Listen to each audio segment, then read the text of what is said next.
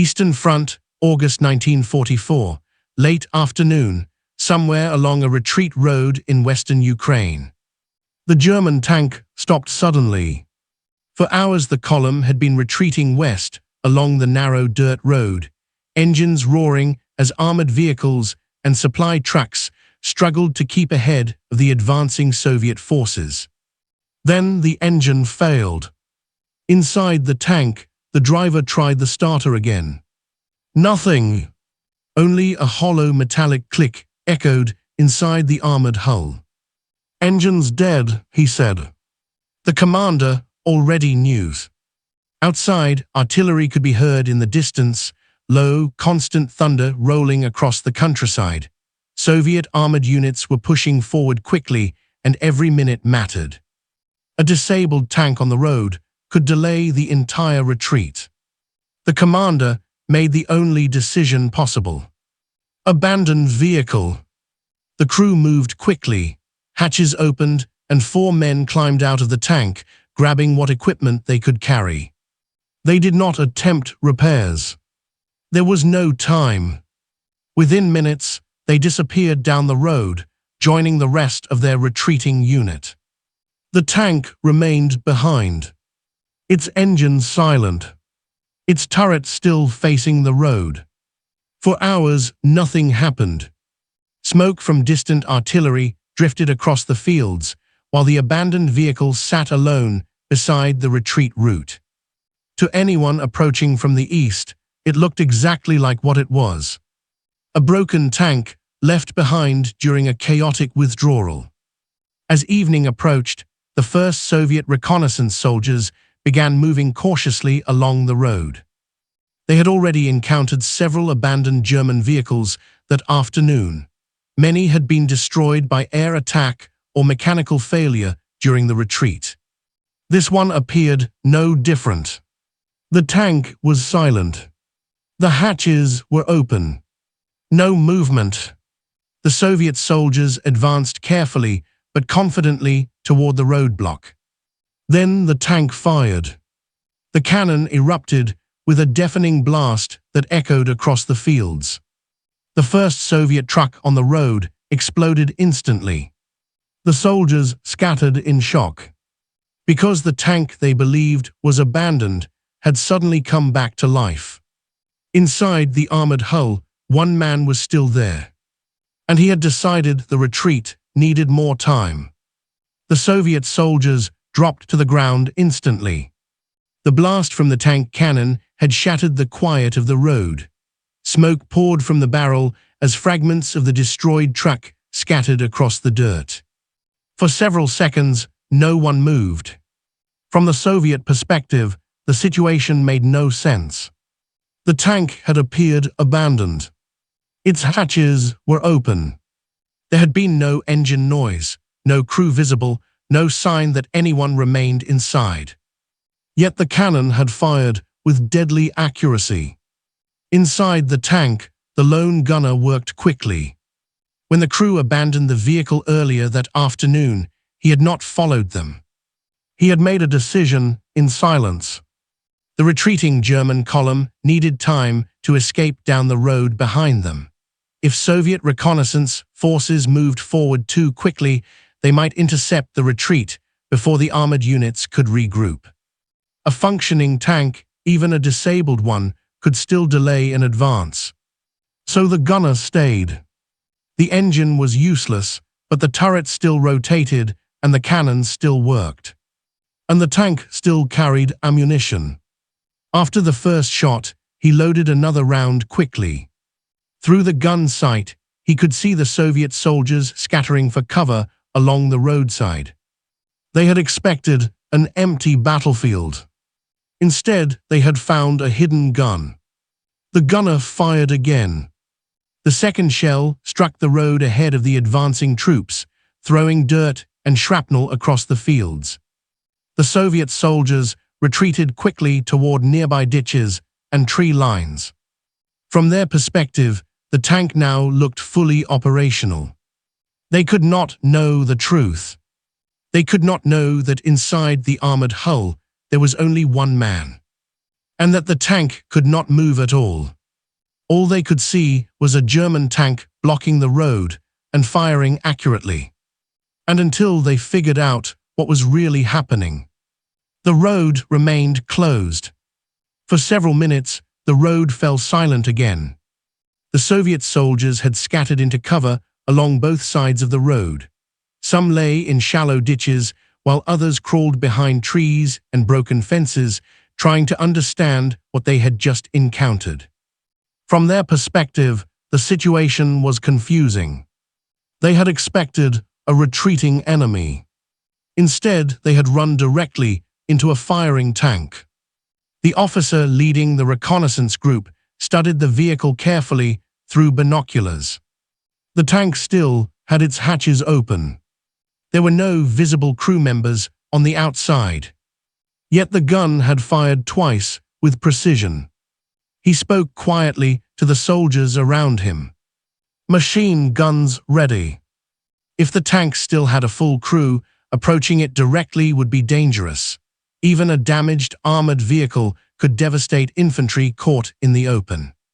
Inside the tank, the lone German gunner watched the road through the sight. He could see the Soviet soldiers spreading out along the fields. That meant they were trying to determine how many defenders they faced, which meant his plan was working. He did not need to destroy the advancing force. He only needed to convince them that more German units might still be nearby. He loaded another shell. Then he waited. Minutes passed slowly. Finally, a group of Soviet soldiers attempted to move closer along the roadside ditch. The gunner adjusted the turret slightly. Then he fired. The shell struck the ground ahead of the advancing group, exploding in a cloud of dirt and smoke. The soldiers dropped instantly and pulled back again. From their perspective, the tank's crew appeared disciplined and patient, which suggested a larger defensive force might be hidden nearby. Inside the tank, the gunner wiped sweat from his forehead. The air inside the hull was growing hot and thick with the smell of gunpowder. But he remained calm. Every shot he fired bought more time. And time was the only thing the retreating German column needed. The Soviet officer watched the tank carefully. Through his binoculars, the vehicle still appeared exactly the same as before, engines silent, hatches open, and no visible crew on the outside. Yet every time his soldiers tried to move closer, the cannon fired again. To the Soviet troops, the most logical explanation was simple. There had to be more German soldiers nearby. A single damaged tank rarely operated alone, especially during a retreat. Armored vehicles were normally supported by infantry or additional tanks covering the same road. That possibility forced the Soviet officer to slow his advance. He ordered his men to spread wider across the fields. Flank the position, he instructed. If the tank had supporting infantry nearby, approaching directly along the road would be dangerous. Moving through the fields would allow them to observe the surrounding area more carefully. Inside the tank, the lone gunner could see the movement. The Soviet soldiers were now spreading outward. That meant they were looking for additional German units, which meant his deception was working. He rotated the turret slightly to follow their movement and loaded another shell. The tank itself could not move. The engine remained completely dead. But as long as the cannon continued firing, the tank still looked like a functioning defensive position. The gunner fired again. The shell exploded farther down the road, kicking up dirt and smoke where the Soviet soldiers had been attempting to advance.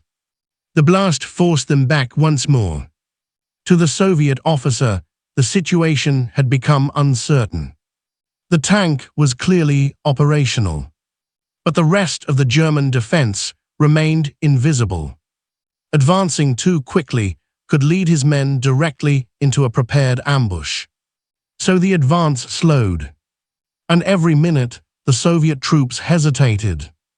The German retreating column moved farther down the road behind them. Inside the tank, the air was growing heavier. Each time the cannon fired, smoke and heat filled the cramped interior. The lone gunner worked quickly between shots, loading shells while sweat ran down his face. The engine was silent. The radio no longer worked. The rest of the crew was miles away down the retreat road. But the gun still functioned, and the ammunition rack still held several rounds. Outside, the Soviet soldiers had spread wider across the fields, trying to approach the tank from multiple directions. They moved carefully, advancing a few meters at a time before dropping back into cover. The officer leading them remained cautious. A single tank firing from the road suggested the possibility of additional German units nearby. Infantry might be hidden in the tree line, or other armored vehicles might be covering the area from farther down the road. Until he was certain, he refused to rush forward. Inside the tank, the gunner adjusted the turret slowly. Through the sight, he could see the Soviet soldiers shifting positions along the edge of a field. He loaded another shell. Then he waited. The moment a group of soldiers attempted to move closer along the roadside ditch, the cannon fired again. The explosion scattered dirt and debris across the road. The soldiers retreated once more. From their perspective, the tank appeared fully operational and well defended. They could not see inside the hull. They could not see that only one man remained. All they knew was that every attempt to advance was answered with accurate fire. And as long as the tank continued firing, the road remained blocked. The Soviet officer knew the situation could not continue forever. A single tank, even one firing accurately, could not hold the road indefinitely. Eventually, the defenders would run out of ammunition or supporting forces would arrive. So he began changing his approach.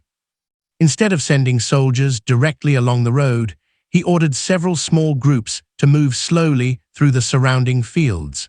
Crawling through tall grass and shallow ditches, they began circling the position from multiple directions. Their goal was simple: determine whether the tank was truly alone. Inside the tank, the German gunner noticed the change immediately. The Soviet soldiers were no longer approaching in large groups. They were spreading out.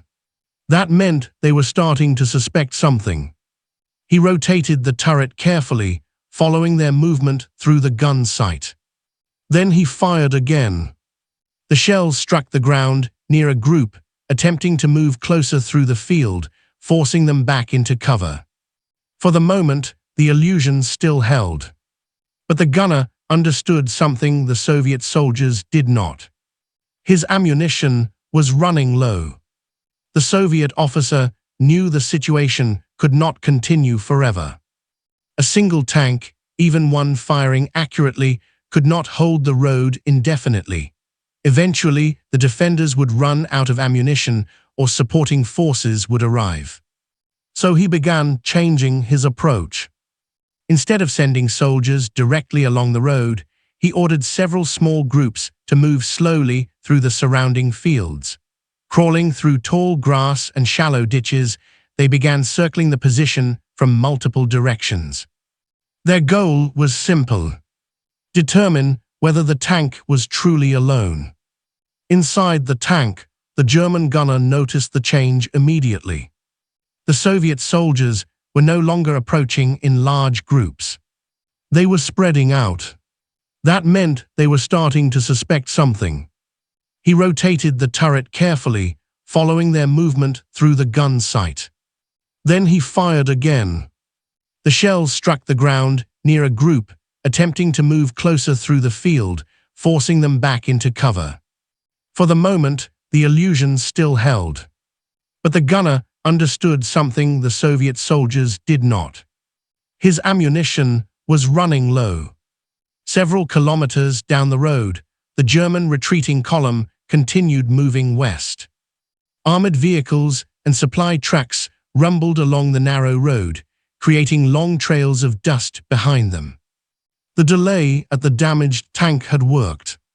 The Soviet reconnaissance force had been slowed long enough for the German units ahead to reorganize and continue their withdrawal. Inside the tank, the lone gunner could not see any of this. He could only see the Soviet soldiers still moving cautiously around his position. But he knew the purpose of staying behind. Time. Every minute the Soviet troops hesitated was another minute the retreat succeeded. The last shells slid into the cannon. Inside the tank, the gunner closed the breech and aimed carefully down the road one final time. The Soviet soldiers were closer now. Some were only a few dozen meters away, using the terrain for cover as they slowly advanced. The gunner waited. Then he fired. The final explosion echoed across the fields. Smoke drifted slowly across the road. Inside the tank, the cannon fell silent. When the Soviet soldiers finally reached the tank, they approached cautiously. For several minutes, no one moved. The cannon had stopped firing. The road was quiet again. Slowly, the soldiers advanced toward the vehicle. From the outside, the tank looked exactly the same as before. Engines silent. Hatches open. No movement. When they finally looked inside the armored hull, the truth became clear. There had never been a full crew defending the road. Only a single gunner remained. The tank itself had been broken. The engine could not run. The vehicle could not move. But the cannon had still worked. And for several crucial hours, that single gun had forced an advancing force to hesitate. By the time the Soviet troops finally secured the road, the German column had already escaped beyond their reach. The tank had not won the battle, but it had done exactly what the gunner intended. It had bought time.